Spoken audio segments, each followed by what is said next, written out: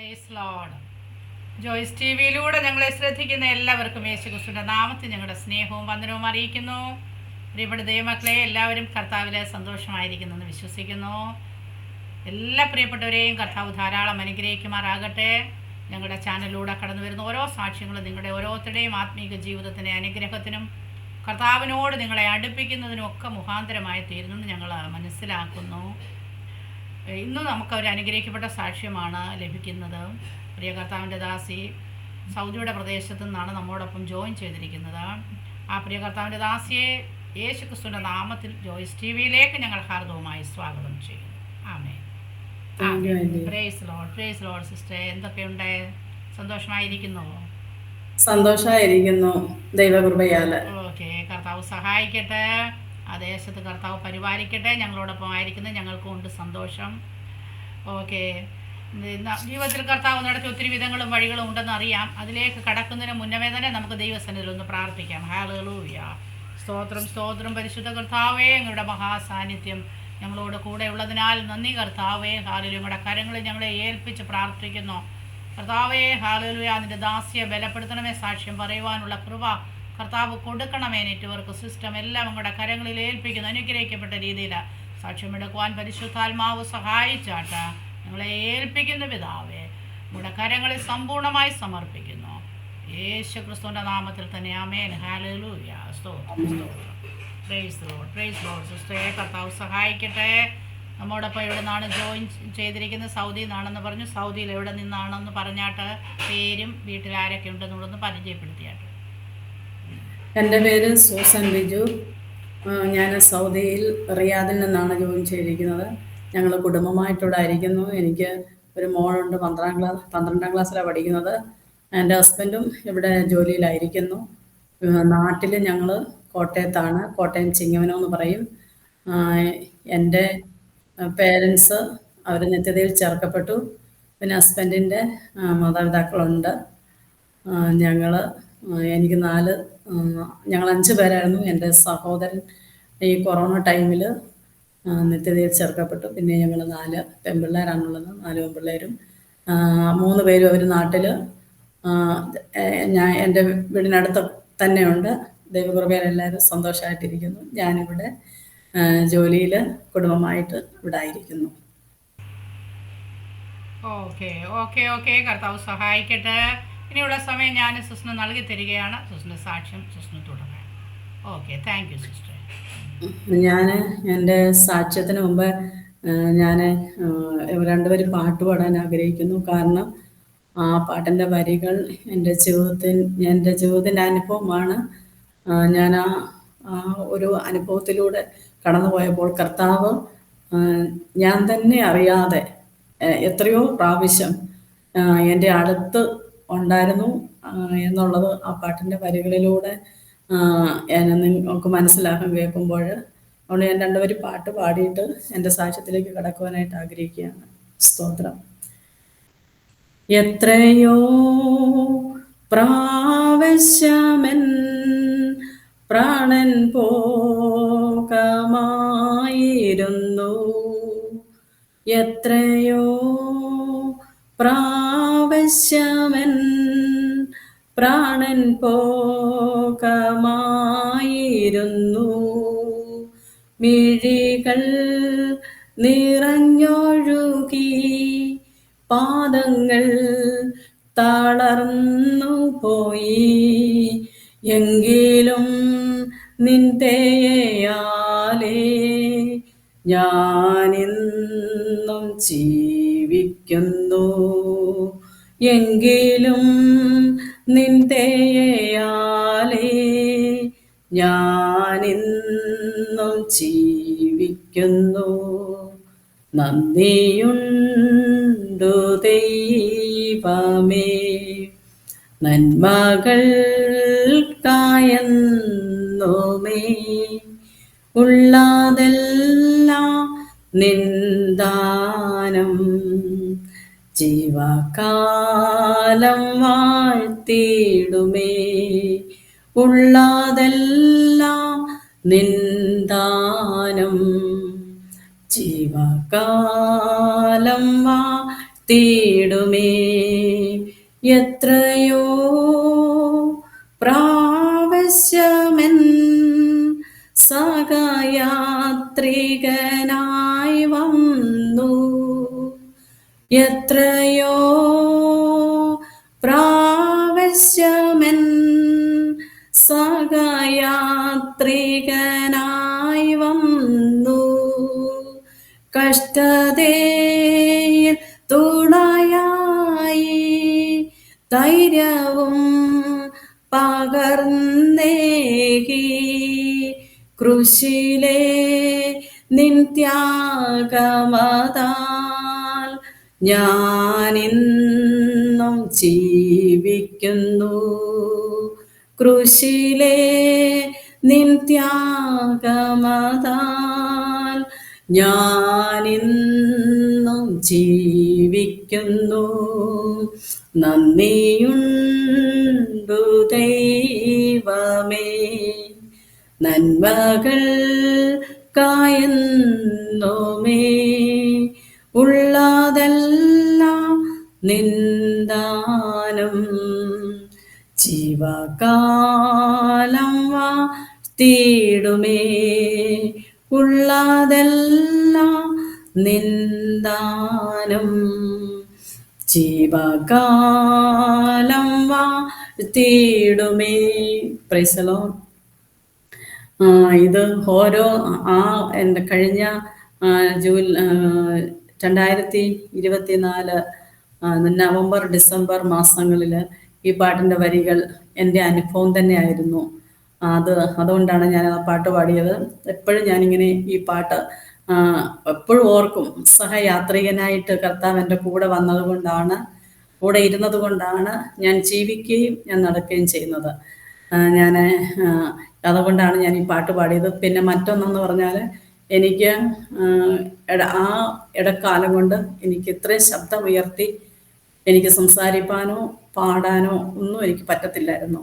അപ്പോൾ ഇത്രത്തോളം എനിക്ക് പാടാൻ ദൈവം എനിക്ക് കൃപ ചെയ്തു. അതുകൊണ്ട് ആ സന്തോഷം കൊണ്ടാണ് ഞാൻ പാടിയത്. അതെൻ്റെ അനുഭവമാണ്. പിന്നെ ഞാൻ പറഞ്ഞല്ലോ, ഞങ്ങളിവിടെ കുടുംബമായിട്ട് സൗദിയിൽ റിയാദിലായിരിക്കുന്നു. ഞാൻ ഹൈദരാബാദിൽ ഞാൻ പഠിച്ച ജോലിയൊക്കെ ചെയ്തുകൊണ്ടിരിക്കുമ്പോഴാണ് എനിക്ക് സൗദിയിലേക്ക് വരാനായിട്ട് ഒരു ഓഫർ ഇങ്ങനെ ലഭിക്കുന്നത്. അങ്ങനെ ഞാൻ കടന്നു വന്നു. എൻ്റെ 2007 എൻ്റെ കല്യാണമൊക്കെ കഴിഞ്ഞ് എൻ്റെ ഹസ്ബൻഡ് ഇവിടെ വന്നു. കുഞ്ഞിലെ ചെറുതിലെ തൊട്ടുള്ള ഒന്ന് തുടങ്ങിയിട്ട് ബാല്യം തൊട്ടൊന്ന് പറഞ്ഞാലേ നമുക്കത് ഇച്ചിരി കേൾവിക്കാർക്കൊരു അനുഗ്രഹമായിരിക്കും. ഓക്കെ. എൻ്റെ ബാല്യം എന്ന് പറയുന്നത്, ഞങ്ങൾ മർത്തോമ കുടുംബത്തിലാണ് ഞാൻ ജനിച്ചു വളർന്നത്. ചെറുപ്പം മുതലേ അതായത് ദൈവിക കാര്യങ്ങളോട് എനിക്ക് ഒത്തിരി ഒരു ആഗ്രഹം ഉണ്ടായിരുന്നു. അതായത് എല്ലാ കാര്യങ്ങൾക്കും മർത്തോമയിലായിരിക്കുമ്പോൾ തന്നെ ഞാൻ അവിടുത്തെ എല്ലാ പ്രയറിനും മറ്റുള്ള എല്ലാ കൂട്ടായ്മകൾക്കും ഞാൻ കടന്നു പോവുകയും, ചെറുപ്പമായിരുന്നപ്പം തന്നെ എൻ്റെ അമ്മയുടെ കൂടെ ഈവൻ സഹോദരി സമാജത്തിന് വരെ ഞാൻ പോകുമായിരുന്നു. അങ്ങനെയായിരുന്നു എൻ്റെ സ്വഭാവം. പിന്നെ അങ്ങനെ ഞങ്ങളുടെ അടുത്തൊരു പെന്തക്കോസ് കൂട്ടായ്മ ഉണ്ടായിരുന്നു. അവിടുത്തെ പാസ്റ്ററും അമ്മാമ്മയൊക്കെ ഞങ്ങളുടെ വീട്ടിൽ എപ്പോഴും ഇങ്ങനെ വരുമായിരുന്നു. പിന്നെ ഞങ്ങൾ അവരുടെ അടുത്ത് ഇങ്ങനെ ഇടയ്ക്കിടയ്ക്ക് കൂട്ടായ്മയ്ക്ക്, ഞങ്ങൾ തൊട്ടടുത്തായതുകൊണ്ട് എപ്പോഴും ഇങ്ങനെ പാട്ടും പ്രാർത്ഥനയും കേൾക്കും. അങ്ങനെ ഞങ്ങൾ വൈകിട്ടൊക്കെ അവിടെ ഇങ്ങനെ കൂട്ടായ്മയ്ക്ക് പോകുമായിരുന്നു. അവിടെ ഈ യൂത്ത് പ്രോഗ്രാം നടക്കുമ്പോൾ ഞങ്ങളെ വിളിക്കും. അങ്ങനെ ഞങ്ങളെപ്പോഴും അവിടെ ഇങ്ങനെ പോകുമായിരുന്നു. അങ്ങനെ പോയി ഇങ്ങനെ വചനമൊക്കെ കേട്ടപ്പോൾ, ഞങ്ങളുടെ മർത്തോമയിലാണെങ്കിലും വചനമൊക്കെ ഉണ്ട്, പക്ഷെ എങ്കിലും യാഥാർത്ഥ്യം ശരിക്കും തിരിച്ചറിയാൻ പറ്റി. ഇത് രക്ഷിക്കപ്പെടണം, സ്നാനപ്പെടുന്നതിൻ്റെ ആവശ്യമൊക്കെ മനസ്സിലാക്കി. അങ്ങനെ രക്ഷിക്കപ്പെടാനും സ്നാനപ്പെടുവാനൊക്കെയുള്ള ഒരു അവസരം ദൈവം എനിക്ക് തന്നു. അങ്ങനെയാണ് ഞാൻ ഈ വിശ്വാസ ജീവിതത്തിലേക്ക് കടന്നു വരുന്നത്. അങ്ങനെ രക്ഷിക്കപ്പെട്ട് സ്നാനപ്പെട്ടതിൻ്റെ ശേഷമാണ് ഞാൻ പഠിക്കാൻ പോകുന്നതും. അത് കഴിഞ്ഞ് പഠിത്തം കഴിഞ്ഞ് ഇതുപോലെ ജോലിയിലൊക്കെ ആയിരിക്കാൻ തക്കോണം കർത്താവ് സഹായിച്ചത്. പിന്നെ ഞാൻ ഇവിടെ വന്നു കഴിഞ്ഞും ഞങ്ങളിവിടെ വരുമ്പം നമുക്കിവിടെ ഒന്ന് സ്വാതന്ത്ര്യമായിട്ട് പ്രാർത്ഥിക്കാനോ അങ്ങനെയൊന്നും പറ്റത്തില്ലല്ലോ. അന്ന് 10-20 വർഷങ്ങളുടെ ഉം, ഇപ്പോഴത്തെ സൗദി അറേബ്യ അല്ല, അപ്പോഴത്തെ സൗദി അറേബ്യ ഭയങ്കര പ്രയാസമായിരുന്നു നമുക്ക് ഒന്ന് പ്രാർത്ഥിക്കാനൊക്കെ. അപ്പം ഞങ്ങളിങ്ങനെ ഞങ്ങൾക്ക് അന്ന് ബാച്ചിലർമാരായതുകൊണ്ട് ഞങ്ങൾക്ക് ഈവനിങ് ഡ്യൂട്ടിയാണ് കൂടുതൽ വരുന്നത്. അപ്പം ഈവനിങ് ഡ്യൂട്ടി കഴിഞ്ഞ് വരുമ്പോഴത്തേക്ക് ഞങ്ങൾ ഇങ്ങനെ സ്റ്റെപ്പിലിരിക്കും, അല്ല സ്റ്റെയർ കേസിൽ പോയിലിരുന്ന് കട്ടിരുന്ന് പ്രാർത്ഥിക്കും. അങ്ങനെ നമുക്ക് പറ്റത്തുള്ളൂ. പിന്നെ കൂട്ടായ്മയ്ക്കൊക്കെ ഇങ്ങനെ പുറത്ത് വീടുകളിലൊക്കെ കൂട്ടായ്മ ഉണ്ട്, പോകാൻ പറ്റത്തില്ല. പക്ഷേ എങ്കിൽ ആരെങ്കിലും റിസ്ക് എടുത്ത് ആ, നമ്മളെ കൊണ്ടുപോവുകയാണെങ്കിൽ വന്ന് പെർമിഷനൊക്കെ വാങ്ങിച്ചു പോ കൊണ്ടുപോവുകയാണെങ്കിൽ മാത്രമേ നമുക്ക് കൂട്ടായ്മയ്ക്ക് പോകാൻ പറ്റത്തുള്ളൂ. അങ്ങനെ ചിലപ്പോൾ 6 മാസം അല്ലെങ്കിൽ 3 മാസം കൂടുമ്പോൾ അങ്ങനെ ഒരു കൂട്ടായ്മയ്ക്ക് പോകാൻ പറ്റിയിട്ടുണ്ട്. പക്ഷെ അത് ഭയങ്കര സന്തോഷം എന്ന് പറഞ്ഞാൽ അതൊരു ഭയങ്കര അനുഭവം തന്നെയായിരുന്നു. പക്ഷെ വിവാഹമൊക്കെ കഴിഞ്ഞ് വന്നപ്പോൾ നമ്മൾ പുറത്ത് കുടുംബമായിട്ട് ജീവിക്കാൻ തുടങ്ങിയപ്പോൾ പിന്നെ നമ്മൾ ഫ്രീ ആയി. കാരണം നമുക്ക് സ്വാതന്ത്ര്യത്തോടെ പ്രാർത്ഥനയ്ക്ക് പോകാനും നമ്മുടെ വീട്ടിൽ പ്രാർത്ഥന നടത്താനും ഒക്കെ പറ്റുമായിരുന്നു. അങ്ങനെ അനുഗ്രഹിക്കപ്പെട്ട ഒരു ആത്മീക ജീവിതമാണ് ഇവിടെ നമുക്ക് കിട്ടിയിട്ടുള്ളത്. അങ്ങനെ ഞങ്ങൾ സന്തോഷത്തോടെ ദൈവകൃപയാൽ ഇങ്ങനെ ആയിരിക്കുമ്പോൾ കഴിഞ്ഞ ആ, ഒരു വർഷം, അതായത് 2024 എനിക്കിങ്ങനെ ശ്വാസം മുട്ടുന്ന ഒരു ഡ്യൂട്ടിയിലും പിന്നെ അതുപോലെ തന്നെ സ്റ്റെയർ കേസ് കയറുമ്പോഴുമൊക്കെ എനിക്ക് ഭയങ്കരമായിട്ട് ഇങ്ങനെ ശ്വാസം മുട്ടലുണ്ടാവും. പക്ഷെ എൻ്റെ കുടുംബത്തിൽ ആർക്കും ഇങ്ങനെ ആസ്മയോ കാര്യങ്ങളോ ഒന്നും ഉണ്ടായിട്ടില്ല. പക്ഷേങ്കിൽ നമ്മൾ ഓർക്കും അന്നേരം ഡ്യൂട്ടിയുടെ ഹെവിനെസ് കൊണ്ടൊക്കെ ആയിരിക്കും ഇങ്ങനെ ഇങ്ങനെ അതങ്ങ് തള്ളി നീക്കി. പക്ഷേ എങ്കിലും അതിങ്ങനെ ഒരു സമയപ്പോഴത്തേക്ക് ഇങ്ങനെ കൂടി കൂടി വരുന്നതായിട്ട്, അതായത് എനിക്ക് ശ്വാസം എടുക്കാൻ പറ്റത്തില്ല, അല്ലാണ്ട് ഇങ്ങനെ വലിച്ച് നിൽക്കുന്ന അനുഭവമല്ല. എനിക്ക് നടക്കാൻ പറ്റത്തില്ല, അതുപോലെ തന്നെ എനിക്ക് വെയിറ്റ് എടുക്കാൻ പറ്റത്തില്ല. ആ, ഒട്ടുമേ എനിക്ക് ഇങ്ങനെ സ്റ്റെപ്പ് കയറാനാണ് പറ്റാത്തത്. അപ്പോൾ എനിക്കിങ്ങനെ ശ്വാസം നിന്ന് പോകുന്ന പോലെ ഉണ്ട്. അങ്ങനെ ഇരിക്കുമ്പോൾ ഞങ്ങൾ പിന്നെ ഹോസ്പിറ്റലിൽ എക്സ്റേ എടുത്തായിരുന്നു ഇടയ്ക്ക്. അന്നേരം അതിനകത്തൊന്നും വലിയ കുഴപ്പം കണ്ടില്ല. പിന്നെ എനിക്ക് അവർ പറഞ്ഞു ബ്രോങ്കൈറ്റീസ് ആണ്, ഇങ്ങനെ നെബുലൈസേഷനൊക്കെ എടുക്കാൻ പറഞ്ഞു. അങ്ങനെ നെബുലൈസേഷൻ എടുക്കും. പിന്നെ ഇടയ്ക്ക് ഇങ്ങനെ കണ്ടിന്യൂസ് ചിലപ്പോൾ ഞാനിങ്ങനെ എനിക്ക് ശ്വാസം എടുക്കാൻ മേലാതെ വരുമ്പോഴത്തേക്ക് നെബുലൈസേഷൻ എടുക്കും, പിന്നെ ആൻറ്റിബയോട്ടിക് എടുക്കും. അങ്ങനെയൊക്കെ ഇങ്ങനെ അങ്ങ് പോകുമായിരുന്നു. പക്ഷെങ്കിൽ അതൊരു 2024 നവംബറൊക്കെ ആയപ്പോഴത്തേക്ക് എനിക്ക് ഭയങ്കരമായിട്ട് ആ ബുദ്ധിമുട്ട് ഇങ്ങനെ കൂടി വന്നു. പക്ഷെ എന്താണെന്ന് നമുക്ക് അറിയത്തില്ല. ഇങ്ങനെ ഡോക്ടറെ അടുത്ത് പോകും, കാരണം നമ്മുടെ നാട്ടിലെ പോലെ ഒരു നല്ല ഡോക്ടറെ അടുത്തൊന്നും നമുക്ക് പോകാൻ പറ്റത്തില്ല. എന്ന് വെച്ചാൽ ഇവിടെ എല്ലായിടത്തും ക്ലിനിക്കുകളിൽ ഈ പാകിസ്ഥാനി അല്ലെ ഈജിപ്ഷ്യൻസ് അങ്ങനെയുള്ള ഡോക്ടേഴ്സാണ് കൂടുതലിരിക്കുന്നത്. പിന്നെ ഇടയ്ക്കൊരു മലയാളീസ് ഉണ്ടാകും. പക്ഷെ അവരാരും ഇങ്ങനെ ഒരു സ്പെഷ്യലിസ്റ്റോ അങ്ങനെയൊന്നുമില്ല, MBBSകാരായിരിക്കും. പക്ഷെ നമ്മളിങ്ങനെ ചെയ്യുമ്പോൾ അവർ പലതും ഇങ്ങനെ പറയും, അത് ഓരോ മരുന്ന് എഴുതി തരും, അങ്ങനെ അതെടുക്കും. പക്ഷെ കുറച്ച് ദിവസം കഴിയുമ്പോഴത്തേക്ക് ഒരു ശമനം വന്നു കഴിയുമ്പോൾ നമ്മൾ തന്നെ അത് നിർത്തും. പക്ഷെ അങ്ങനെ അങ്ങനെ ആ മരുന്നിലോ അല്ലെ ആ ട്രീറ്റ്മെൻറ്റിലോ ഒന്നും എനിക്കിത് എൻ്റെ ബുദ്ധിമുട്ട് മാറുന്നില്ല. അങ്ങനെ ഞാൻ നവംബർ മാസത്തിൽ ഒരു ദിവസം മിക്ക രാത്രികളിലും എനിക്ക് ഭയങ്കര ബുദ്ധിമുട്ടുണ്ട്, എനിക്ക് ശ്വാസം എടുക്കാൻ പറ്റാതെ. ഡ്യൂട്ടിയൊക്കെ കഴിഞ്ഞ് വരുമ്പോൾ എനിക്ക് സ്റ്റെപ്പ് കയറാനേ പറ്റത്തില്ല. സ്റ്റെപ്പ് കയറി വരുമ്പോൾ ഞാനിങ്ങനെ വാ പൊളിച്ചങ്ങ് ഇരിക്കും കുറേ നേരത്തേക്ക്, എനിക്ക് ശ്വാസം കിട്ടുന്നേ ഇല്ല. അങ്ങനത്തെ ഒരവസ്ഥയായിരുന്നു. രാത്രിയിലൊക്കെ ഒരു നിമിഷം ഞാനിങ്ങനെ എൻ്റെ ശ്വാസം ഇങ്ങനെ നിന്ന് പോയിട്ട് എന്നെ തട്ടി ഉണർത്തുന്ന പോലെ വന്നിട്ടുണ്ട് ഉറക്കത്തിലൊക്കെ. അതാണ് ഞാൻ ഈ പാട്ട് പാടിയത്. ഞാൻ ഉറക്കത്തിൽ തന്നെ പല പല വട്ടം ഞാൻ ഈ ലോകത്തോട് വിട പറയേണ്ട അവസ്ഥകൾ വന്നായിട്ടുണ്ട്. പക്ഷെങ്കിൽ അവിടെയൊക്കെ എന്നെ ദൈവം ഇങ്ങനെ നടത്തുക ചെയ്യുന്നത്. അങ്ങനെ ഒരു ദിവസം മിക്ക രാത്രികളിലും എൻ്റെ വീട്ടിൽ ഞങ്ങൾ കുടുംബമായിട്ട് നിന്ന് ശക്തമായിട്ട് പാട്ട് പാടി ഇങ്ങനെ ദൈവത്തെ ആരാധിക്കും. പക്ഷെ എനിക്ക് ആ ഒരു ഇടക്കാലം, അതായത് ആ എൻഡ് ഓഫ് ദ ഇയർ വന്നപ്പോഴത്തേക്ക് എനിക്ക് ഒട്ടും പറ്റത്തില്ല. പാടാനോ പ്രാർത്ഥിക്കാനോ ബൈബിൾ വായിക്കാനോ ഒന്നും പറ്റുമല്ലോ. അപ്പോൾ ഞങ്ങൾ കുടുംബമായിട്ടിരിക്കുമ്പോൾ എൻ്റെ കൂട്ടദാസനും എൻ്റെ പൈതലും ഒരു പാട്ടുപാടി ശക്തമായിട്ട് ആരാധിക്കും. അങ്ങനെ പാട്ടുപാടി അവരാരാധിച്ച് എനിക്ക് വേണ്ടി ശക്തമായിട്ട് അവർ പ്രാർത്ഥിക്കും. അങ്ങനെ ഇടയ്ക്കിടയ്ക്ക് എൻ്റെ കൂട്ടദാസൻ പ്രാർത്ഥിച്ച് എനിക്ക് വെള്ളം തരും. ഞാൻ ആ വെള്ളം ഇട്ടങ്ങ് കുടിക്കും. ഞാൻ മനസ്സിലാണ് പ്രാർത്ഥിക്കുന്നതിന്, കാരണം എനിക്ക് ശബ്ദം എടുക്കാൻ പറ്റത്തില്ല. ശബ്ദം എന്ന് പറഞ്ഞാൽ എനിക്ക് ശ്വാസം എടുക്കാൻ പറ്റത്തില്ലാത്ത കൊണ്ട്, ആ ബുദ്ധിമുട്ട് കൊണ്ട് ഞാൻ അവിടെ അനങ്ങാതിരിക്കും. അങ്ങനെയായിരുന്നു മിക്ക രാത്രികളിലും. അങ്ങനെ ഒരു ദിവസം രാത്രിയിൽ എനിക്ക് പ്രാർത്ഥിച്ച് വെള്ളമൊക്കെ തന്ന് ഞാൻ അന്നങ്ങനെ കുടിച്ചിട്ട് കിടന്നു. പക്ഷെ ആ രാത്രി എനിക്ക് ഭയങ്കരമായിട്ട് എനിക്ക് ശ്വാസം മുട്ടലായി. അപ്പം ഞാൻ പിറ്റേ ദിവസം എനിക്ക് ഡ്യൂട്ടിക്ക് പോകാൻ പറ്റത്തില്ല. അങ്ങനത്തെ ഒരവസ്ഥയായി. പക്ഷേ എങ്കിലും രാവിലെ ഇങ്ങനെ എഴുന്നേറ്റ് ഞാൻ പ്രാർത്ഥിച്ച് എഴുന്നേറ്റിട്ട് ഞാൻ ഡ്യൂട്ടിക്ക് പോകാതിരിക്കാൻ പറ്റത്തില്ല. അവിടെ ആളില്ല. അങ്ങനെ ഇരിക്കുമ്പോൾ ഞാൻ എന്നോട് പറഞ്ഞു, "നീ ഇപ്പം പോകണ്ടാന്ന്" എന്നോട് പറഞ്ഞു. പക്ഷെ പോയില്ലായിരുന്നുവെങ്കിൽ ഞാൻ ആ ദിവസം വീട്ടിൽ അറസ്റ്റായി കിടന്നേനെ. അങ്ങനത്തെ ഒരവസ്ഥയായിരുന്നു എൻ്റെ ആ ദിവസം. കൊച്ചു സ്കൂളിലും പോയി, എൻ്റെ കൂട്ടുദാസൻ ജോലിക്കും പോയി. ഞാനാണ് ആദ്യം ഡ്യൂട്ടിക്ക് പോയത്. അങ്ങനെ ഞാനവിടെ ചെന്നു. ഞാൻ ഡയാലിസിസ് യൂണിറ്റിലാണ് 25 വർഷം കൊണ്ട് വർക്ക് ചെയ്യുന്നത്. അപ്പം ഞാനവിടെ അന്ന് ഡ്യൂട്ടിക്ക് ചെന്ന് ഞാൻ 3 കേസ് സ്റ്റാർട്ട് ചെയ്ത് കഴിഞ്ഞപ്പോഴത്തേക്ക് പിന്നെ എനിക്ക് ഒരു ചുവട് പോലും എനിക്ക് നടക്കാൻ പറ്റുന്നില്ല, ശ്വാസം എടുക്കാൻ പറ്റുന്നില്ല. എനിക്ക് ഇങ്ങനെ ഞാൻ വാ പൊളിച്ച പോലെ ഇങ്ങനെ നിൽക്കുക. അപ്പോൾ എൻ്റെ ഡോക്ടർമാർ പെട്ടെന്ന് എന്നെ കണ്ടപ്പോഴത്തേക്ക് എൻ്റെ ചുണ്ടും എൻ്റെ വിരലുകളും എല്ലാം ബ്ലൂയിഷ് കളറായി. എനിക്ക് ഒട്ടുമേ ഒരു പറ്റാത്ത അവസ്ഥ വന്നു. പിന്നെ പെട്ടെന്ന് അന്നേരത്തേക്ക് അവരെന്നെ ഹോസ്പിറ്റലിൽ കിടത്തി ചെക്കപ്പ് ഒക്കെ ചെയ്തു. എനിക്ക് നെബുലൈസേഷൻ കണ്ടിന്യൂസ് 3 പ്രാവശ്യം നെബുലൈസേഷൻ എടുത്തു. പിന്നെ എനിക്ക് സ്റ്റിറോയിഡ് സ്റ്റാർട്ട് ചെയ്തു. അങ്ങനെയാണ് എനിക്കൊന്നും എൻ്റെ ചെസ്റ്റ് ഓപ്പണായെന്ന് വേണം എനിക്ക് പറയാം. അതുപോലുള്ള ഒരു ബുദ്ധിമുട്ടായിരുന്നു എനിക്ക് വന്നത്. അപ്പോൾ അവരെന്നോട് പറഞ്ഞു. അപ്പം അവരിങ്ങനെ IV ഇട്ട് ഞാനിങ്ങനെ ബെഡേ കിടക്കുമ്പോൾ ഞാൻ എൻ്റെ ഇവിടെ സൗദിയിൽ നമ്മുടെ നാട്ടിൽ പാമ്പാടിയിലുള്ള ഒരു അമ്മാമ ഇവിടെ വിസിറ്റിങ്ങിന് വന്നിട്ടുണ്ടായിരുന്നു. അവർ നന്നായി ഇങ്ങനെ പ്രാർത്ഥിക്കുന്ന അമ്മാമയാണ്. അപ്പോൾ ആ അമ്മാമയോട് ഞാൻ പറഞ്ഞു, "അമ്മാമ, ഇതുപോലെ എനിക്ക് വയ്യ." അപ്പം എൻ്റെ ഈ ശബ്ദം കേൾക്കുമ്പോൾ അവർക്ക് മനസ്സിലാവും. അപ്പോൾ അവരെല്ലാം എനിക്ക് വേണ്ടി പ്രാർത്ഥിക്കുന്നുണ്ട്. അങ്ങനെ അതുപോലെ തന്നെ ഞാൻ ഇവിടെ പ്രാർത്ഥനയ്ക്ക് ചെല്ലുമ്പോഴും എനിക്ക് ഒരു പ്രോഗ്രാം പോലും ചെയ്യാനോ ബൈബിള് വായിക്കാനോ ഒന്നും പറ്റത്തില്ല.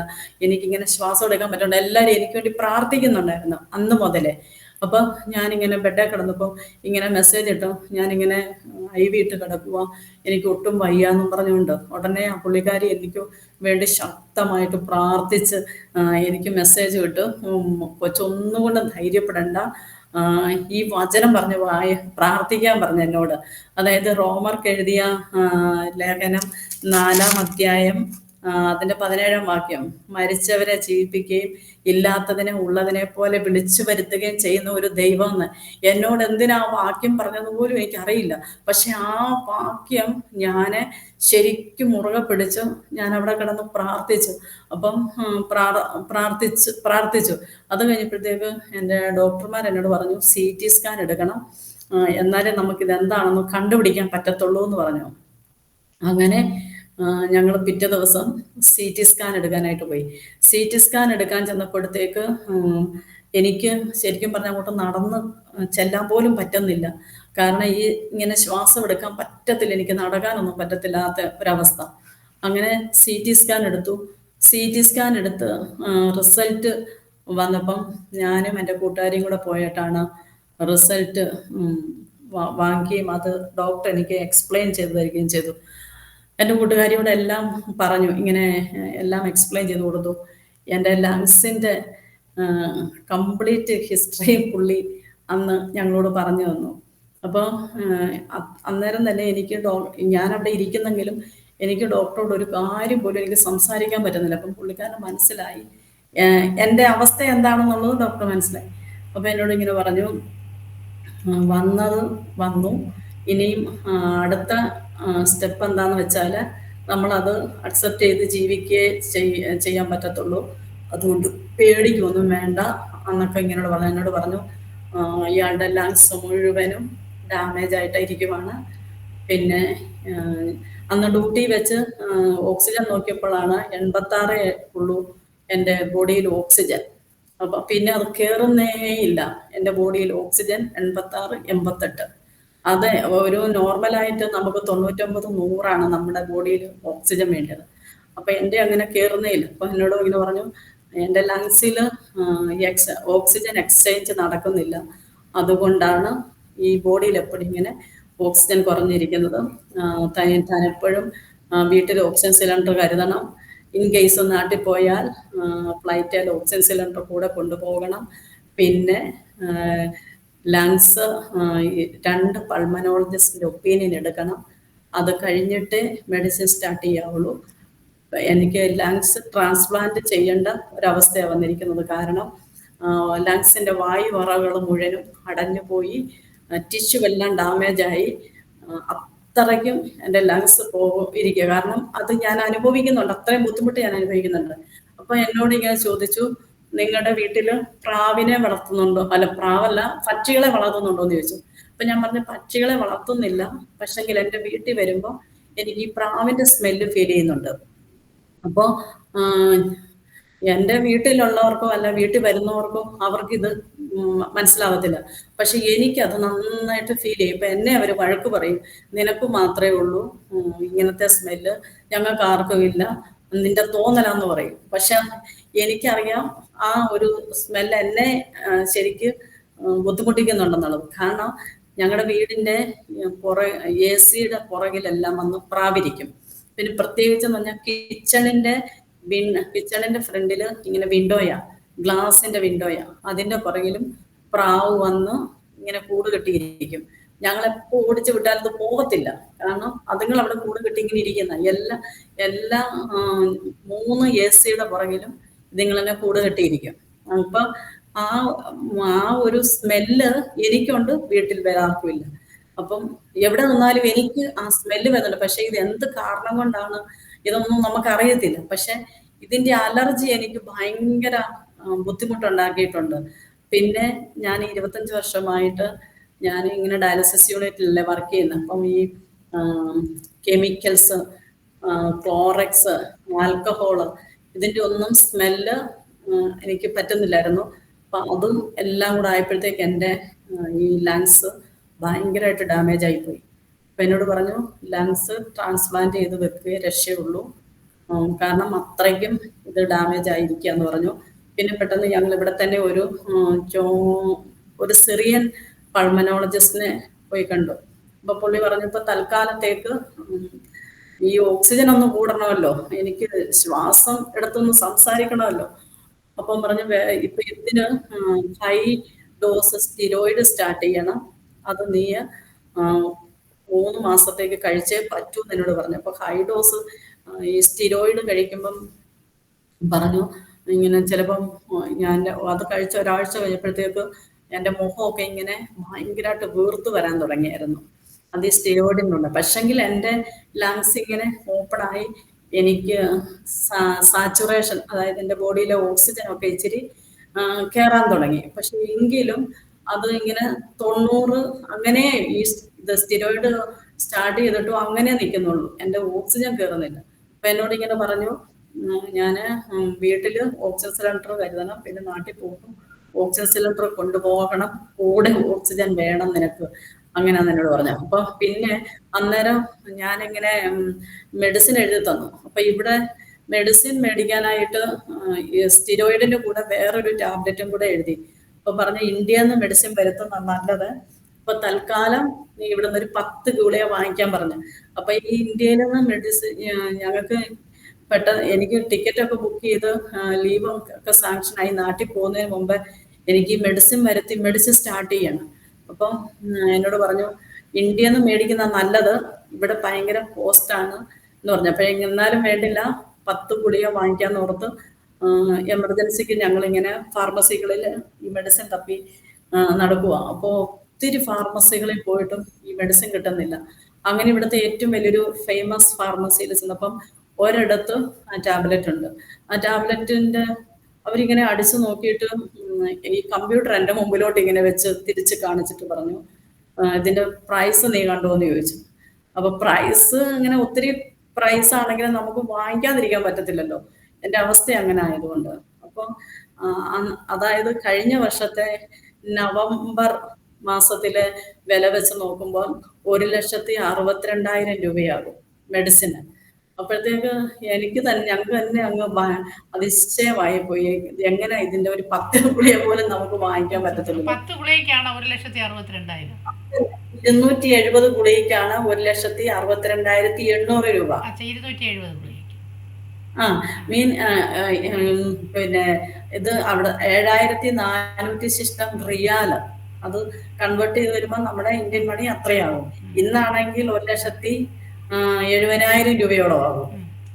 അപ്പൊ പിന്നെ അന്നേരം ഞങ്ങൾ ഒത്തിരി ഞങ്ങളുടെ സഭയിലും ഇവിടെ കൂടെ ജോലി ചെയ്യുന്നവരോടും എല്ലാം ഇങ്ങനെ അന്വേഷിച്ചു. ആരേലും വരുന്നുണ്ടെങ്കിൽ ഒരു 10 ഗുളിക വാങ്ങിച്ചുകൊണ്ട് വരാമോ എന്ന് അറിയാൻ വേണ്ടിയിട്ടാ. അപ്പൊ ഞങ്ങൾ ഒന്ന് രാത്രി തന്നെ, അപ്പൊ ആ ഫാർമസിക്കാർ പറഞ്ഞു നിങ്ങൾ ഇവിടുന്ന് വാങ്ങിക്കണ്ട, നിങ്ങൾ നാട്ടിൽ ഇന്ത്യയിൽ നിന്ന് മേടിപ്പിച്ചാൽ മതി, ഇന്ത്യയിൽ ഈ ഇതിന് കുറച്ചുകൂടെ പ്രൈസ് കുറവാന്ന് പറഞ്ഞു. അപ്പം ഞങ്ങൾ വാങ്ങിക്കാതെ ഞങ്ങൾ പലയിടത്തും ഇങ്ങനെ അന്വേഷിച്ചു. അപ്പൊ അന്ന് രാത്രിയിൽ ഇങ്ങനെ വിളിച്ചു പറഞ്ഞപ്പോഴത്തേക്ക് സഭയിൽ ഒരു പിന്നെ ഒരാൾ വെക്കേഷന് പോയിട്ടുണ്ട്, അവര് പിറ്റേ ദിവസം വരുക. അപ്പൊ ഞങ്ങൾ അവരോട് ഇങ്ങനെ പറഞ്ഞു, ബാംഗ്ലൂരിൽ നിന്ന് എനിക്ക് ആ ടാബ്ലറ്റ് മേടിച്ചോണ്ട് വന്നു. അങ്ങനെ ഞാൻ ആ ടാബ്ലറ്റ് പെട്ടെന്ന് സ്റ്റാർട്ട് ചെയ്തു. അങ്ങനെ സ്റ്റാർട്ട് ചെയ്തുകൊണ്ടാണ് നാട്ടിലേക്ക് വരാനുള്ള കാര്യങ്ങളെല്ലാം ക്രമീകരിച്ചത്. അങ്ങനെ ഈ സി ടി സ്കാനിന്റെ റിസൾട്ട് കണ്ടാൽ എനിക്ക് ഒരു ഗ്ലാസ് വെള്ളം പോലും എടുത്ത് പിടിക്കാനുള്ള ഒരു കഴിവില്ല. അത്രമാത്രം എൻ്റെ ലങ്സ് ഡാമേജ് ആയിരിക്കുന്ന ഒരവസ്ഥയാണ്. അപ്പോൾ പെട്ടെന്ന് തന്നെ ഞാൻ വെക്കേഷൻ എല്ലാം ക്രമീകരിച്ച് ഞങ്ങൾ ടിക്കറ്റൊക്കെ ഇതുപോലെ തന്നെ അന്ന് ഈ സീസൺ ആയതുകൊണ്ട് ഭയങ്കര കോസ്റ്റ്ലി ആയിരുന്നു ആ സമയം. പെട്ടെന്ന് അത് നോക്കിയില്ല, ടിക്കറ്റൊക്കെ എടുത്തു. ഞങ്ങൾ ഓൺലൈനിൽ സെർച്ച് ചെയ്തപ്പോൾ നമുക്ക് മെഡിക്കൽ മിഷൻ ഹോസ്പിറ്റലിലാണ് പിന്നെ പൾമനോളജിസ്റ്റിനെ, ഒന്ന് രാജഗിരി ഹോസ്പിറ്റൽ, രണ്ട് മെഡിക്കൽ മിഷൻ ഹോസ്പിറ്റൽ. അവിടാണ് നമുക്ക് പിന്നെ പൾമനോളജി ഏറ്റവും നല്ലത് കാണിക്കുന്നത്. അങ്ങനെ ഞങ്ങൾ ഇവിടുന്ന് ഇതുപോലെ രാത്രിയിൽ പിറ്റേ ദിവസം രാവിലെ വെളുപ്പിനെയാണ് ഫ്ലൈറ്റ്. ഞാനിവിടുന്ന് ഞങ്ങളെല്ലാം വെക്കേഷനെല്ലാം ക്രമീകരിച്ച് ഞങ്ങൾ രാത്രി വെളുപ്പിനെ പോരുവാണെങ്കിൽ അന്ന് രാത്രിയിൽ എനിക്ക് ഇതുപോലെ ജലദോഷം പിടിച്ചു. അപ്പോൾ പിന്നെ അന്ന് രാത്രിയിൽ ഫ്ലൈറ്റിൽ ഭയങ്കര തണുപ്പാണല്ലോ. പിന്നെ നവംബർ ഡിസംബർ എന്ന് പറയുമ്പോൾ ഒരു തണുപ്പിന്റെ സമയം കൂടാ. പനിയൊന്നുമില്ലായിരുന്നു, പക്ഷെ രാത്രിയിൽ എനിക്ക് ഈ ജലദോഷമെല്ലാമായി ഫ്ലൈറ്റിലെ തണുപ്പും എല്ലാം അടിച്ച് എനിക്ക് ഭയങ്കര പനി പിടിച്ചു. അപ്പൊ നാട്ടിൽ വന്ന് നേരെ ഹോസ്പിറ്റലിലോട്ടാണ് പോകുന്നത്. ഹോസ്പിറ്റലിൽ ചെന്നപ്പോഴത്തേക്ക് ഞാൻ ആകെ ഒരു എന്താ പറയുക വെച്ചാൽ ഭയങ്കര വല്ലാത്തൊരു കണ്ടീഷൻ. ഒന്നാമതേ എനിക്ക് ശ്വാസമില്ല, രണ്ടാമത് എൻ്റെ മുഖമെല്ലാം കൂടെ വീർത്ത് ഒരു മൂൺ ഷേപ്പിന്റെ അവസ്ഥയിലേക്ക് ആയിപ്പോയനെ ഈ സ്റ്റിറോയിഡ് എല്ലാം കൂടെ കഴിച്ച്. എന്നാൽ ഇത്രയും ഡോസ് കഴിക്കുമ്പോൾ അവർ കുറയ്ക്കാനും അവർ പറയുന്നില്ല. എൻ്റെ മുഖം, എനിക്ക് കണ്ണൊന്നും കാണത്തില്ലായിരുന്നു, എന്നുവെച്ചാൽ ഇങ്ങനെ തൂങ്ങി കിടക്കുന്ന ഒരവസ്ഥയാണ്, അത്രയും പഫി ആയിട്ട് എൻ്റെ മുഖം. ഞാൻ ഹോസ്പിറ്റലിലോട്ട് നേരെ വന്നു. നേരെ ഹോസ്പിറ്റലിലോട്ടാണ് പോയെ. അത് അവിടെ ചെന്നപ്പോഴത്തേക്ക് എനിക്ക് വീൽ ചെയറിൽ പോലും എനിക്ക് ഇരിക്കാൻ പറ്റത്തില്ല. അങ്ങനെ ഡോക്ടറെ ഒന്ന് കാണണമല്ലോ, ഡോക്ടറിന് എന്നെ ഒന്ന് കാണണമല്ലോ. എന്താന്ന് ഞാനിങ്ങനെ ഫ്രഷായിട്ട് ചെല്ലുമ്പം അവർക്ക് എന്താ കാരണമെന്നും ഒക്കെ അറിയാൻ പറ്റും. ആ ഒരവസ്ഥയിൽ എനിക്ക് വീൽ ചെയറിൽ പോലും ഇരിക്കാൻ പറ്റത്തില്ല. പെട്ടെന്ന് എന്നെ IC-യിലോട്ടാണ് കൊണ്ടുപോകുന്നത്. അങ്ങനെ 2 ദിവസം IC കിടന്നു. ചെക്കപ്പുകളെല്ലാം നടത്തി. ഈ CT സ്കാനിൻ്റെ റിസൾട്ടും എല്ലാം കണ്ട് ഒത്തിരി പിന്നെ മെഡിസിനൊക്കെ എനിക്ക് സ്റ്റാർട്ട് ചെയ്തു. Oxygen continuous. അപ്പോൾ അവിടെ ഇങ്ങനെ ഞാൻ കിടക്കുമ്പോഴും ഞാൻ ഒരിക്കലും പ്രതീക്ഷിക്കുന്നില്ല ഇങ്ങനെ IC-യിൽ ഇങ്ങനെ കിടക്കുന്ന ഒരവസ്ഥയൊന്നും. കാരണം അത്രമാത്രം ഒരു ബുദ്ധിമുട്ട് എൻ്റെ ലൈഫിലേ ഉണ്ടായിട്ടില്ല. അപ്പം ഞാൻ അവിടെ ഇങ്ങനെ കിടന്നപ്പം ഇങ്ങനെ IC കിടക്കുമ്പോഴും ആ IC-യുടെ ബെഡിൻ്റെ ഒരു കോർണറിൽ ഒരു ചെറിയ ഷെൽഫ് വെച്ചിട്ടുണ്ട്. ആ ഷെൽഫിനകത്ത് പുതിയ നിയമം ഇരിപ്പുണ്ടായിരുന്നു. ഞാൻ ഇച്ചിരി ഒരാശ്വാസമായപ്പോഴത്തേക്കും ഞാൻ ആ ബൈബിൾ എടുത്ത് ഇങ്ങനെ വായിക്കുമ്പോൾ എനിക്ക് ആദ്യം കിട്ടിയത് റോമർ 4:17. മരിച്ചവരെ ജീവിപ്പിക്കുകയും ഇല്ലാത്തതിനെ ഉള്ളതിനെ പോലെ വിളിച്ചു വരുത്തുകയും ചെയ്യുന്ന ഒരു ദൈവം. ഞാൻ ആ വചനം വായിച്ച് ഞാൻ അവിടെ കിടന്ന് ശക്തമായി പ്രാർത്ഥിച്ചു. പിന്നെ എൻ്റെ ഈ റിസൾട്ട് ഇങ്ങനെയാണെന്ന് അറിഞ്ഞത് കൊണ്ട് ഞങ്ങൾ പോകുന്ന കൂട്ടായ്മയിലെ ദേവദാസനും സഭയും ഞങ്ങൾ 7 ദിവസം ഉപവാസ പ്രാർത്ഥന ഞങ്ങളുടെ വീട്ടിൽ വെച്ചായിരുന്നു. അപ്പം പകലെല്ലാവരും ജോലി കഴിഞ്ഞ് രാത്രിയിലാണ് ഇവിടെ എല്ലാവരും വരുന്നത്. അപ്പം എല്ലാ ദിവസവും രാത്രിയിൽ കൂട്ടായ്മ ഉണ്ടായിരുന്നു. അപ്പം നാട്ടിൽ നിന്നും ഒരു ദേവദാസനെന്ന് ഈ റിയാദിൽ വന്നിട്ടുണ്ടായിരുന്നു. ആ ദേവദാസനെ എനിക്കായിട്ട് ഇങ്ങോട്ട് വിട്ടാന്ന് എനിക്ക് തോന്നുന്നത് അതുപോലെയായിരുന്നു. ആ ദേവദാസനും ഞങ്ങളോടൊപ്പം ഇങ്ങനെ ഉപവാസം എടുത്ത് പ്രാർത്ഥിച്ചു. ഞങ്ങൾ സഭയിലുള്ള എല്ലാ ദൈവമക്കളും ഉപവസിച്ച് എനിക്ക് വേണ്ടി പ്രാർത്ഥിച്ചു. ശക്തമായിട്ടുള്ള ഒരു വിടുതലെന്ന് പറഞ്ഞാൽ അന്ന് തന്നെ ഞാൻ ആ ഉപവാസ പ്രാർത്ഥനയിൽ തന്നെ അനുഭവിച്ചായിരുന്നു. അങ്ങനെ ഒത്തിരി ഗ്രൂപ്പുകൾ പിന്നെ എനിക്ക് വേണ്ടി പ്രാർത്ഥിച്ചായിരുന്നു. അങ്ങനെ ആ പ്രാർത്ഥനയുടെ ഒക്കെ ഫലം കൊണ്ടാണ് ഞാൻ നാട്ടിലെത്തിയത് തന്നെ.